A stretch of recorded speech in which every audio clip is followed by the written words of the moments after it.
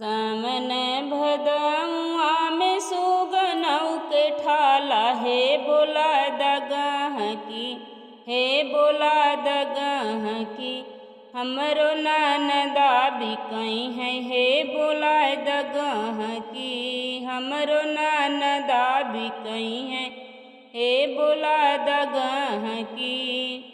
सामन भदौआ में सुगनौ के ठाला, हे बोला दगह की, हे बोला दगह की। हमरो ननदा बिकई है, हे बोला दगह की। हमरो ननदा बिकई है, हे बोला दगह की। ननदा बिकई है त गहना गढ़इबै, ननदा बिकई है त गहना गढ़इबै। हे निहार गहकी, हे निहार गहकी। हमरो ननदा बिकई है, हे निहार गहकी। हमरो ननदा बिकई है, हे निहार गहकी। सामन भदौआ में सुगनौ के ठाला, हे निहार गहकी, हे बोला दगह की। हमरो ननदा बिकई है, हे बोला दगह की। हमरो ननदा बिकई है, हे बोला दगह की। ननदा के बेची हम लहंगा बनवैबै, हे बोला दगह की।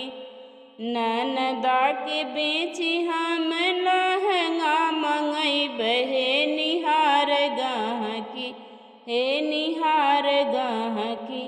हमरो ननदा बिकैनी, हे निहार गहकी।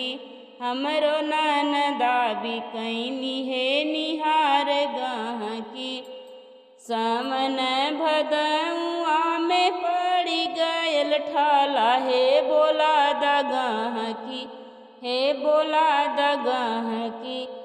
हमरी ननदौ बिकई है, हे बोला दगह की। हमरी ननदा बिकई है, हे बोला दगह की।